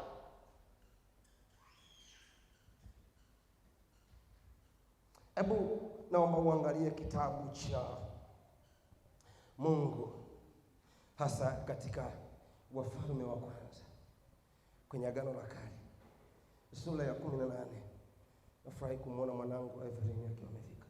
Naomba mumpatie mic. Sura ya 18 mstari wa 30 mpaka mstari wa 32. Alafu unisomee na mstari ule wa 34. Hapa tunataka kuangalia jinsi ya kuhamisha madhabahu. Kwa nini tunaanza ibada na madhabahu? Nitasoma kwa jina la Yesu. Amen. Mstari wa 18 inasema. Amen. Naye akajibu. Anzia sura, anaenda kwenye Wafalme wa Kwanza sura ya 18, anzia mstari wa 30 mpaka mstari wa 32, kisha nenda mpaka mstari wa 34. Amina. Nitasoma kwa jina la Yesu kama ilivyoandikwa. Kisha Elia akawaambia watu, nikaribieni mimi, watu wote wamkaribie. Elisha aliwaambia watu wote, nikaribieni mimi. Watu wote wakamkaribia. Watu wote wakafanyaje? Wakamkaribia nani? Wakamkaribia nani?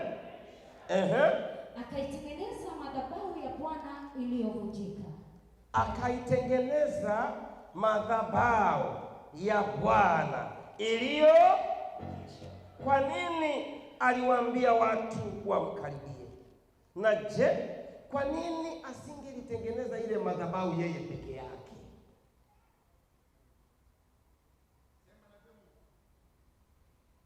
Na je, wale watu waliowaambia wamkaribie walikuwa ni watu wenye mahusiano gani na yeye? 31 inasema. Ndiyo. Elia akatoa mawe 12. Elia akatoa mawe 12. Kwa hesabu ya kabila za wana wa Yakobo. Alijua kwamba kila ukoo wa wana wa Yakobo wana mambo yao, wana maagano yao.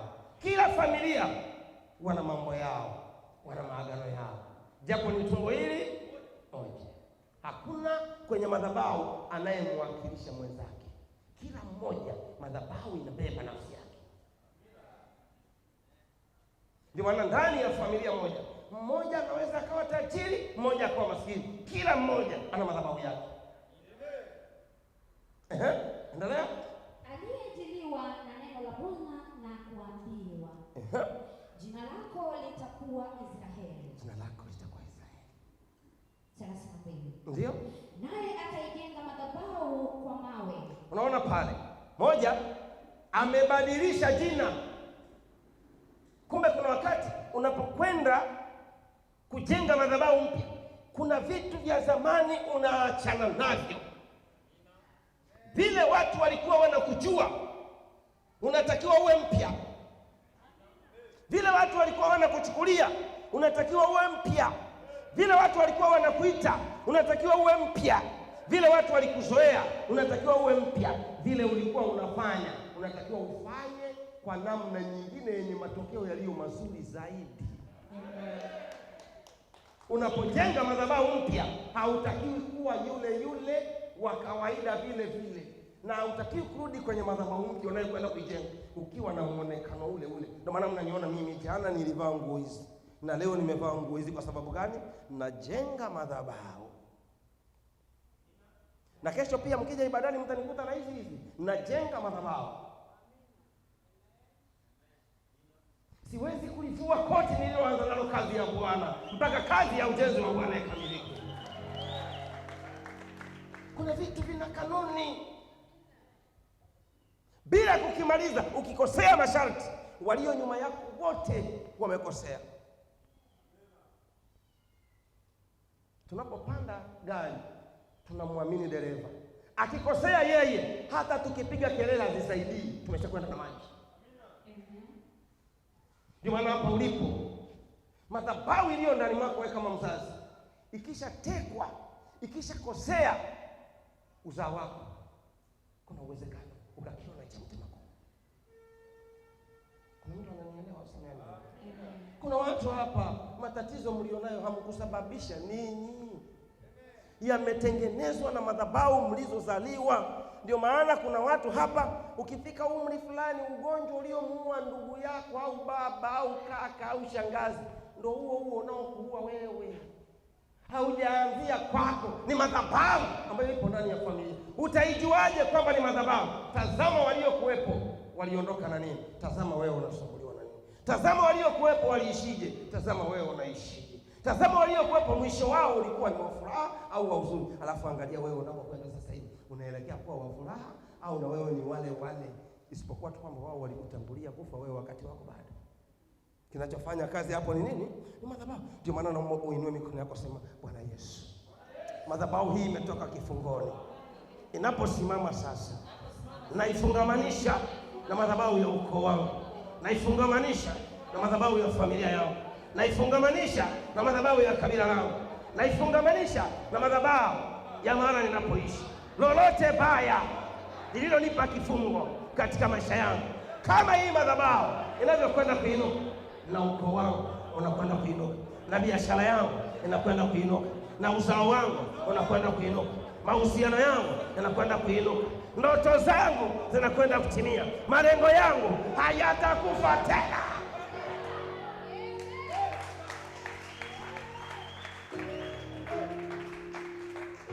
Nataka nikwambie jambo mtu Mungu, hapa hatushughuliki na mafanikio yako, tunashughulika na kitu ambacho ndicho chanzo cha mafanikio yako au umaskini wako. Kuna wakati unapokwenda hospitali, daktari hatibu ugonjwa uliokwenda nao, anakuuliza kwenye ukoo wenu amewahi kuwepo mtu mwenye kisukari? Unajua ni kwa nini anakuuliza hilo swali? Anataka ajue kama ni kisukari cha kurithi kina dawa yake, kama ni kisukari ambacho kimeanzia kwako kina dawa yake. Wewe hali ya maisha ulionayo ni ya kurithi au ni ya kwako wewe mwenyewe? Tazama kwenye familia, waangalie wengi wenu mna maisha ya namna gani, mna magonjwa ya namna gani, mna mafarakano ya namna gani. Tazama watoto wako na watoto wa ndugu zako, hali zao za maisha vinaendana au vina utofauti? Maana yake ni nini? Ama kuna kitu ambacho kimewasomba wote au kimesomba familia yako, wa wenzako wao wako salama. Ndugu yangu, nataka nikwambie, hakuna jambo linamuumiza mzazi kama watoto wa ndugu yake kuinuliwa, ambaye ni tumbo moja, halafu yeye watoto wake wanazalia hapo na hawana chochote. Hatusemaji tu kwamba ni wivu unatusumbua, lakini lazima ujiulize, Mungu, hawa wako wangu vipi? Mnanielewa? Mnanielewa? Hapo hapo ulipopiga picha kwenye ukoo wenu, unaonaje watoto wa ndugu yako fulani jinsi walivyoendelea, alafu angalia wewe kwenye tumbo la mama yako, hali yenu ikoje? Hausemi tu, lakini moyoni unaumia, unatamani na wewe ungekuwa kama wao. Maana yake ni wale wana madhabahu yao na wewe una madhabahu yako. Je, unashughulikiaje madhabahu yako? Endelea. Hayo katika jina la Bwana akafanya mifereji, akaweka mifereji kama wa vipimo viwili vya mbegu, akaizunguka madhabahu. Ndio 33 nasema, nenda 34 mstari wa 34 nasema, akasema fanyeni mara ya pili. Fanyeni mara ya pili. Wakafanya mara ya pili. Ndio. Akasema fanyeni mara ya tatu. Fanyeni mara ya tatu. Akafanya mara ya tatu. Wanajenga madhabahu hao. 35. Ishi hapo hapo. Amen. Amemwambia wafanye mara ya ngapi? Ya kwanza wakafanya. Akamwambia tena wafanye mara ya ngapi? mara ya pili.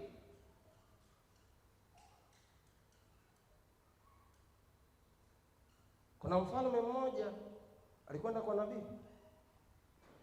Alipofika kwa yule nabii, kwa kuwa na yeye ni nabii, akaanza kujiuliza, sasa huyu nabii ananiambia niende kwenye mto nijichovye humo. Mbona mto huu ni wa kawaida na maji haya hata kwetu yapo? Nataka nikwambie jambo moja. Usizoee vitu vya kiroho, havina mazoea.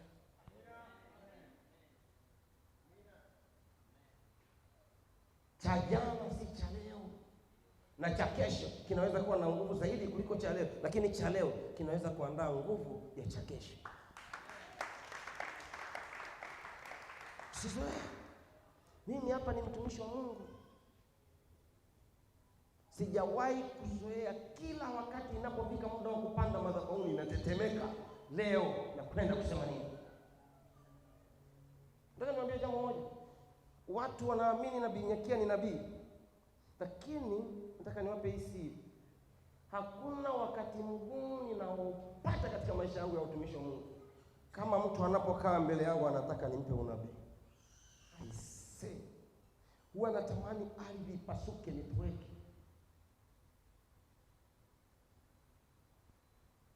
Kwa sababu gani? Kazi ya unabii haizoeleki na haina maneno rasmi na yaliyoandaliwa kwa ajili ya kumwambia huyu aliyo mbele yako. Mpaka pale tu unabii unaanza pale unapoona Roho Mtakatifu anajifunua. Ukishaona kamoja tu ndani ya yule mtu, unaona na vingine sasa vinafuata, na vingine vinafuata, na vingine vinafuata, na vingine vinafuata. Ndio maana kuna wakati unaweza ukaja kunambia, baba, na shida hii, na shida hii. Nikakwambia, naomba uje siku nyingine, leo sijaona kitu. Kwa sababu gani? Nikikudanganya kwa sababu wewe ni mwanangu wa kiroho, mbingu inaniona na ipo siku nitalala usingizi wa mauti. Amina. Amina baba. Amen. Unabii hauzoeleki. Sasa unaweza kaona jinsi madhabahu ilivyo. Mtumishi wa Mungu anakwenda kuijenga madhabahu, anawaita watu wamzunguke, lakini anachukua mawe. Kumbe madhabahu inajengwa kwa kitu maalum. Wengi hapa mlipo mnaishi kwenye nyumba ambazo kabla mwenye nyumba hajaijenga au kabla aliyekuuzia kiwanja hajakuuzia, yamkini kuna kitu aliweka pale kwa ajili ya kuweka utulivu. Kuna damu alimwaga pale, kuna kuku au kuna njiwa au kuna bata au kuna mbuzi alichinja pale. Ile ni madhabahu yake, kaitengeneza atakavyo yeye. Wewe baada ya kwenda pale, nguvu uliyoingia nayo pale itazidi agano alilokuwa amelinena yeye. Hapa ndipo unapoona watu wengi wakilala vitandani wanaweweseka, yuko juu ya madhabahu ya mtu mwingine. Najua kuna watu wengine hapa akilala mwingine mpaka anajiona anataka kupozana, kwa yuko uliyelala naye kitandani mkono haumfikii, walio ndani hawakusikii. Ukitoka hapo unasema leo alinitembelea. Hujatembelewa. Kuna uwezekano mahala ulipo madhabahu ulionayo ni ndogo, madhabahu iliyopo pale ni kubwa. Sasa kama madhabahu iliyopo ni kubwa, maana yake chochote kinaweza kufanyika kwa sababu nguvu yako ni ndogo. Na ukiona mchawi anakuja ndani kwako, ukiona mtu anakuloga, ukiona mtu anakulaani, maana yake nini? Madhabahu inayofanya kazi ndani yako ni ndogo. Ndogo. Na ndio maana kitu cha kwanza kabisa ni madhabahu. Ukienda kwenye kitabu cha Mwanzo, mwanafalsafa mmoja aliwahi kunifundisha. Wakati nilikuwa nimeenda nchi moja za Ulaya, akaniambia, uwezo wako wa kuomba wenye kuleta majibu kwa watu unategemeana na madhabahu iliyomo ndani ya mtu unayemhudumia na madhabahu inayotenda kazi ndani yako. Kuna mtu amenielewa? Ukiona mimi nakuombea jambo linakubali, jua kwamba madhabahu ya yule aliyekuwa ameharibu kwako ni ndogo, ya kwangu imekuwa kubwa kwake. Kwa hiyo jambo ambalo napenda ulielewe katika maombi, kinachofanya kazi si maneno unayotamka, ni nguvu mbili za madhabahu zinavyokuwa zinatenda kazi. Hata ukitamka maneno yaliyojaa maandiko 1000, kama madhabahu ya mtu aliyekuroga ina nguvu, maandiko yako hayatafanya kazi. Ndio maana unaona mahali popote pale, cha kwanza nenda katika sehemu yoyote ambapo watu wana imani, iwe ni kwa mganga, iwe ni kwa mchawi, iwe ni kanisani, iwe ni msikitini, wanapopaheshimu ni wapi? Madhabahu. Pale ndipo panapotoka mamlaka zote. Naomba usimame juu, sema Bwana Yesu, madhabahu yetu ilivunjwa, madhabahu yetu ilivunjwa, madhabahu yetu ilivunjwa, madhabahu yetu ilivunjwa. Tunaomba neema, tunaomba rehema, tunaomba mamlaka, tunaomba nguvu, tunaomba ujuzi, tunaomba maarifa, tunaomba hekima. Kuanzia leo tunaposimama katika madhabahu hii, ile nguvu iliyotumika kuvunja madhabahu ianguke. Ile mamlaka iliyotumika juu ya ile madhabahu ihamie hapa, itende kazi mara elfu. Yale maarifa yaongezeke, ule ujuzi uongezeke, neema ya kinabii iongezeke, neema ya uponyaji iongezeke, neema ya utajiri iongezeke, neema ya kibali iongezeke, wingi wa watu ukawe 10,000 na maelfu, watu wafike zaidi ya 200,000, zaidi ya 800,000, zaidi ya 1,000,000 kwenye ibada moja, kwa jina la Yesu. Roho ya uchache tunaikataa, roho ya umaskini tunaikataa, roho ya mafarakano tunaikataa, roho ya kushindwa tunaikataa, roho ya kurithi iliyo mbaya tunaikataa, roho ya uganga walioturoga tunaikataa, roho ya umaskini ya kufilisika tunaikataa, roho ya magonjwa tunaikataa kwa jina la Yesu. Sema amen. Sema tena amen. Sema tena amen. Waje mkono yako. Sema Bwana Yesu, kama mtumishi wako Elia alivyojenga madhabahu kwa mawe, na sisi leo tunaijenga madhabahu kwa damu ya Yesu na kwa mafuta ya upako na kwa neno la Mungu aliye hai. Biblia hizi, sema kwa Biblia hizi, tunapokwenda kuziweka juu ya madhabahu hii, neno lolote tutakalolinena, neno lolote tutakalolitaja, neno lolote tutakalolitamka, neno lolote tutakalolitumia, neno lolote tutakalolipanga, neno lolote tutakaloliamua juu ya madhabahu hii litafanikiwa, litaleta matunda, litaleta uponyaji, litaleta mamlaka, litaleta hekima, litaleta utajiri, litaleta mafunuo kwa jina la Yesu. Mtu mmoja aseme amen. Sema tena amen. Sema tena amen. Sema tena amen. Sema tena amen. Sema Bwana Yesu, ukoo wangu na ufungamanisha na hii neema ya kuhamisha madhabahu. Kanisa langu nalifungamanisha na hii neema ya kuhamisha madhabahu. Biashara yangu naifungamanisha na hii neema ya kuhamisha madhabahu. Ndoa yangu naifungamanisha na hii neema ya kuhamisha madhabahu. Uzao wangu naufungamanisha na hii neema ya kuhamisha madhabahu. Karama yangu naifungamanisha na hii neema ya kuhamisha madhabahu. Sema Bwana Yesu, kama madhabahu hii ya mtumishi wa Mungu Nabii James Nyakia ilivyokuwa inafanya kazi mwema mahali hapa inapohamishiwa Mbezi Beach Africana, kituo cha Lafia, itatenda kazi zaidi ya 1,000. Nguvu zake mara zaidi ya 1,000, upako wake mara zaidi ya 1,000, utajiri wake mara zaidi ya 1,000, hekima yake mara zaidi ya 1,000, wingi wa watu mara zaidi ya 1,000,000 kwa jina la Yesu.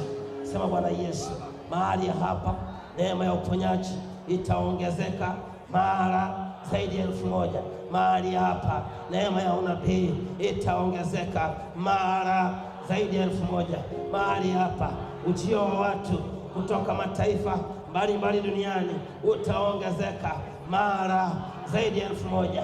Ujio wa watu kutoka mikoani utaongezeka mara zaidi ya 1000. Tunda la upendo litaongezeka mara zaidi ya 1000. Shuhuda za aina mbalimbali zitaongezeka mara zaidi ya 1000 kwa jina la Yesu. Vipawa na karama juu ya madhabahu hii vitainuka mara zaidi ya 1000. Watumishi mbalimbali watajifungamanisha na madhabahu hii, nao watapokea mara zaidi ya 1000 kwa jina la Yesu. Sema amen.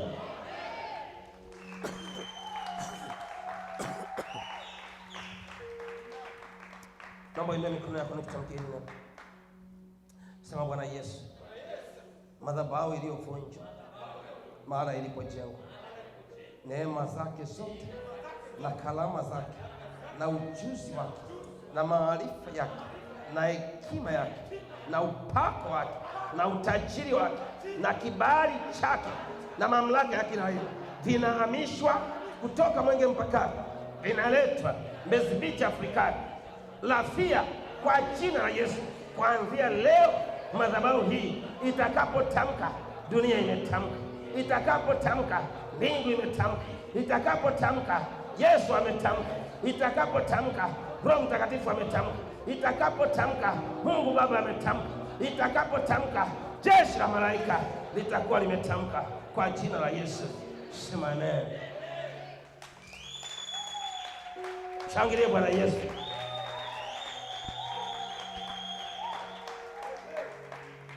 Madhabahu inapovunjwa na unapoijenga upya, lazima utamke unataka nini kitendeke.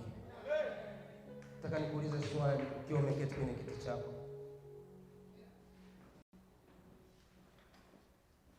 Nataka nikuulize hayo maswali. Ulipowahi kuhama nyumba moja kwenda kwenye nyumba nyingine, kabla ya kulala kwenye kile kitanda au ulipolala kwa mara ya kwanza, ulitamka nini?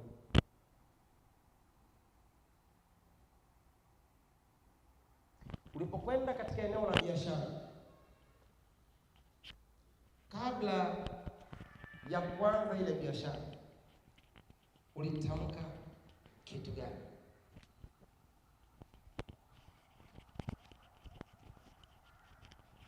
Ulipokwenda kufanya kitu chochote mahala ambapo ulikuwa unafanyia, kabla ya kuanza kukifanya, ulitamka nini? Kuna watu tunatafuta matokeo yawe mazuri, tunasahau kujenga msingi wa yale matokeo. Na mimi nawaambieni, Nabii Nyakia kwa Tanzania hii ninatoboa.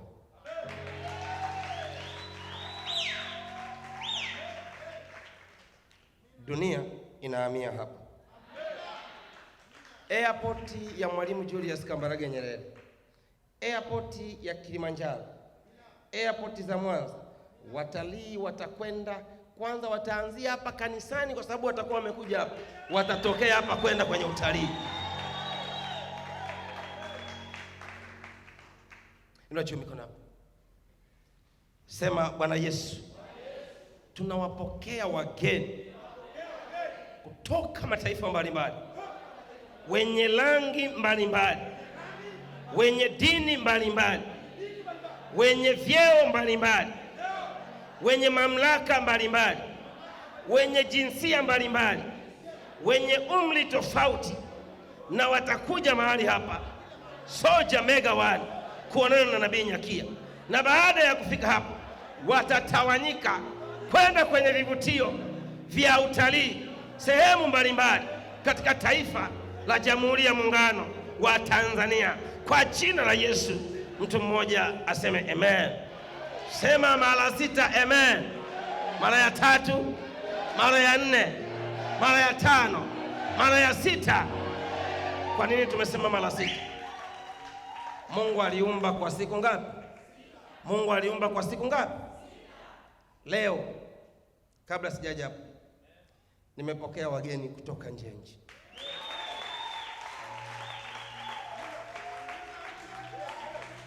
Tunatangaza juu ya madhabahu hii kwamba ni madhabahu ambayo katika Afrika Mashariki hakujawahi kutokea wageni watakaomiminika kuja kama watakaomiminika kuja mahali hapa.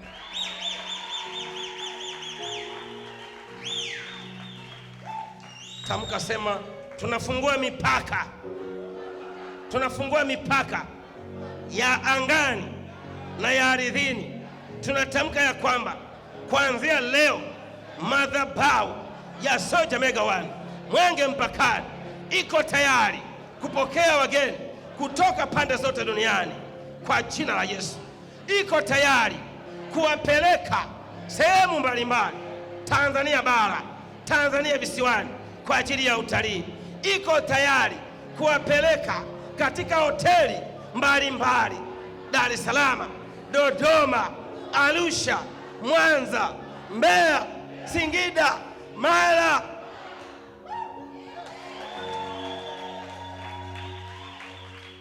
Sema kwa mamlaka ya jina la Yesu, kutokana na neema hii, wageni kutoka mataifa mbalimbali watakuja mahali hapa kujifunza kazi ya Mungu. Watajifunza Kiswahili, watakijua, watakaa Tanzania, watamtumikia Mungu na baadaye watarejea kwenye mataifa yao kwa jina la Yesu. Mitume na manabii kutoka mataifa mbalimbali duniani watakuja kuomba kuwa watumishi, wawe chini ya Nabii Nyakia, wajifunze unabii, wajifunze maarifa ya unabii, wajifunze nguvu za kinabii, wapokee neema ya kinabii, wapokee uwezo wa kinabii, wapokee karama ya kinabii, wapokee vipaji vya kinabii, kisha warudi kwao wakamtumikie Mungu kwa neema ya ushindi, kwa neema ya uponyaji, kwa upako ulio wa ajabu, kwa upako wa kumiminika, kwa mafuta ya uponyaji, kwa mafuta ya baraka. Watakachokitamka kwenye madhabahu zao katika mataifa yao kinakwenda kutokea. Watakachokitamka kwenye madhabahu zao, kiwe ni cha uponyaji, kitatoa uponyaji, kiwe ni cha baraka, kitatoa baraka, kiwe ni cha hekima, kitaleta hekima, kiwe ni cha upatanishi, kitaleta upatanishi. Kuanzia leo na kuita Mungu aliye hai, nimeitangaza hii madhabahu kuwa madhabahu ya kimataifa. Nimeitangaza hii madhabahu kuwa madhabahu ya kimataifa. Nimeitangaza hii madhabahu kuwa madhabahu ya kimataifa. Nimelifungua anga, nimeifungua ardhi. Itapokea wageni kutoka mataifa mbalimbali. Tunapokea wageni ya rabashatarababa ekariorubabashaba entarababababu yaparababababa ikarababababa. Tunapokea wageni kutoka nchi mbalimbali. Tunapokea wageni kutoka bara la Ulaya. Tunapokea wageni kutoka bara la Asia. Tunapokea wageni kutoka bara la Amerika, Amerika ya Kusini, Amerika ya Kaskazini. Tunapokea wageni kutoka kila nchi katika bara la Afrika.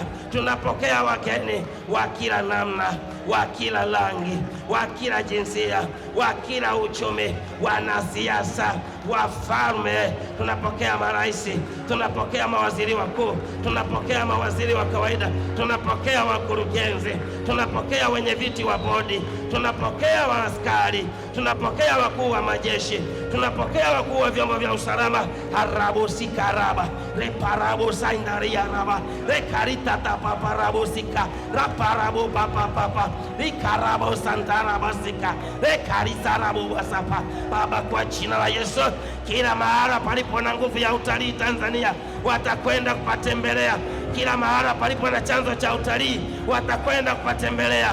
Kila mahala palipo na chanzo cha unabii, kila mahala palipo na chanzo cha utalii watakwenda kupatembelea. Watakwenda Kilimanjaro, watakwenda Zanzibar, watakwenda Kilimanjaro, watakwenda Zanzibar, watakwenda Mbeya, watakwenda Serengeti, watakwenda Mikumi, watakwenda Saadani, watakwenda kila mahala kwa jina Yesu.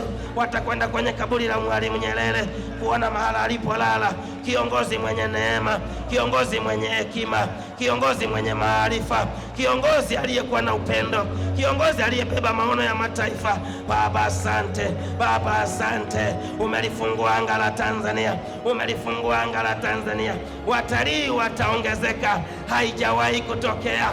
Watalii wataongezeka, haijawahi kutokea. Watalii wataongezeka, haijawahi kutokea.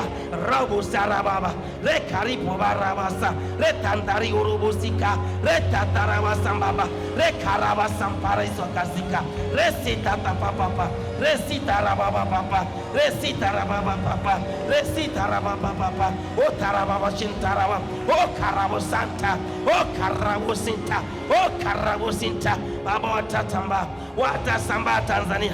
Watalii watasambaa Tanzania. Watalii watakula kwa mama ntilie. Watalii watalala kwenye loji mbalimbali. Watalii watalala mahotelini. Watalii watatembelea sokoni kununua vifaa. Watalii watanunua bidhaa za Tanzania. Watalii watanunua bidhaa za Zanzibar. Harabusi karaba, harabusi karabu. Kuna watakaoamua Jehova watakuwa ni wawekezaji katika taifa la Tanzania. Watakuja kuwekeza mahali hapa, watakuja kuwekeza mahali hapa. Kuna watakaoomba uraia, watakuwa wakazi wa Tanzania. Baba, achilia neema. Jehova, achilia neema. Jehova, achilia neema. Jehova, achilia neema. Anga la mashariki limefunguka, anga la kusini limefunguka, anga la magharibi limefunguka, anga la kaskazini limefunguka. Arabusika rabasai rabosai rabosai rabosai rabosai rabosai rabosai rabosai. Baba, achilia neema. Tanzania imefunguliwa kupokea wageni. Tanzania imefunguliwa kupokea watu wa mataifa mbalimbali. Watakuja juu ya madhabahu hii, watakuja juu ya madhabahu hii, watamtafuta Mungu mahali hapa, watapokea majibu mahali hapa, watapokea unabii mahali hapa, watapokea uponyaji mahali hapa, watapokea hekima mahali hapa, watasuluhishwa mahali hapa, watashauriwa mahali hapa. Mkono wa Bwana haujawahi kuanguka chini. Sauti ya Mungu haijawahi kusema uongo. Jicho la Bwana halijawahi kusema uongo. Neema ya Kristo haijawahi kuzaa mapoza. Katika jina la Yesu, katika jina la Yesu, katika jina la Yesu, katika jina la Yesu, naachilia neema kwenye familia yako, naachilia neema kwenye ukoo wako, naachilia neema kwenye kabila lako. Kila madhabahu mbaya iliyokuwa kwako inafanya kazi, inaondoka leo, inaondoka leo, inaondoka leo, inaondoka leo kwa jina la Yesu.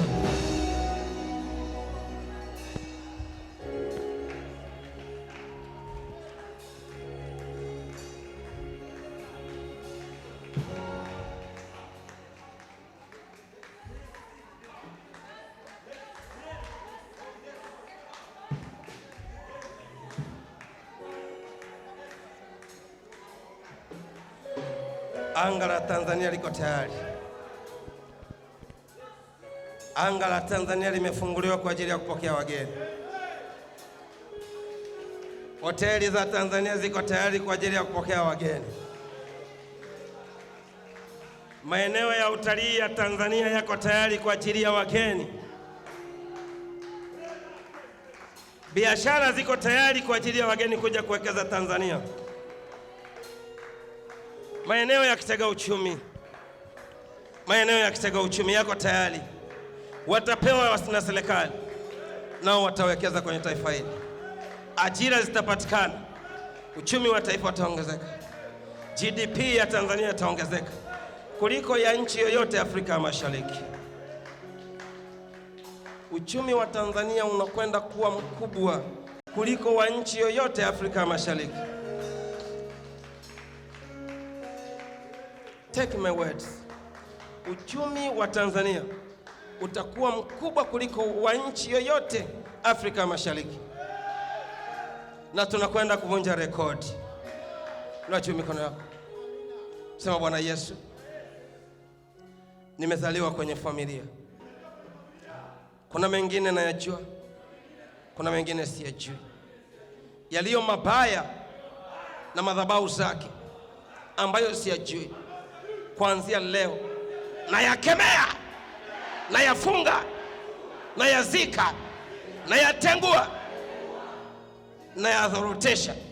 Hayatainuka tena, na yamefungwa mbinguni ardhini, angani hayatafanya kazi tena, katika bahari hayatafanya kazi tena, katika makaburi hayatafanya kazi tena, eneo la njia panda hayatafanya kazi tena, kwenye milima hayatafanya kazi tena. Kila mahala palipo na madhabahu ya kuzimu yaliyo kwenye familia yangu, kuanzia leo hayatafanya kazi kwa jina la Yesu. Ile madhabahu ya ukoo wangu ambayo ni njema iliyofungwa, naita, sema mara sita, njoo. 2, 3, 4, 5, 6.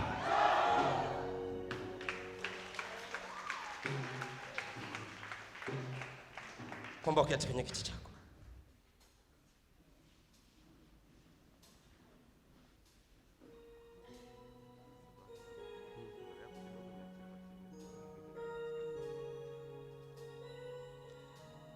Kwamba usimame mahali ulipo. Fumba macho yako, tamka maneno haya.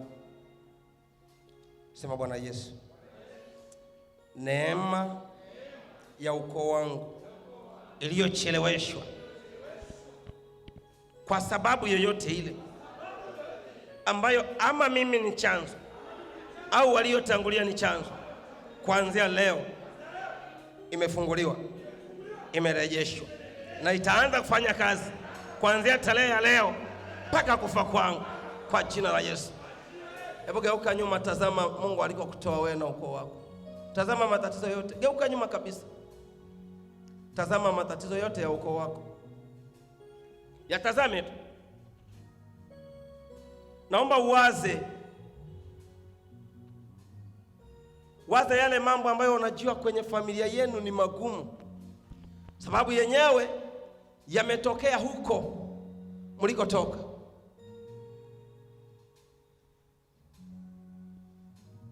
Kwanzia umezaliwa na hata kwa wale waliokuta, tamka, sema, Bwana Yesu, naitazama jana yangu,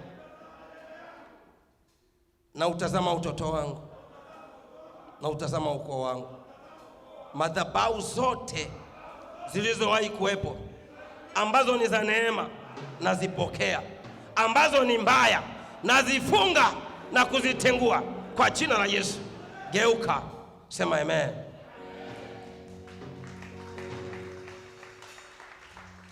Naomba uketi kwenye kiti chako.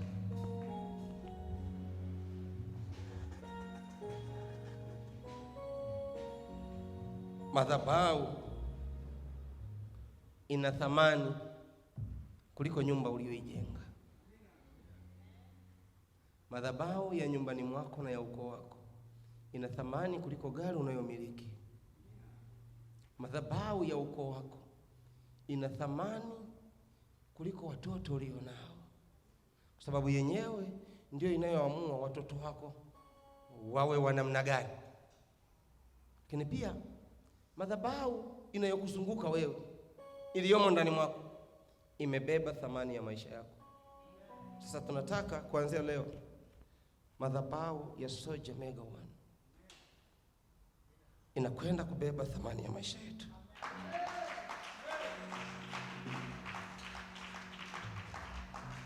Amen. Amen.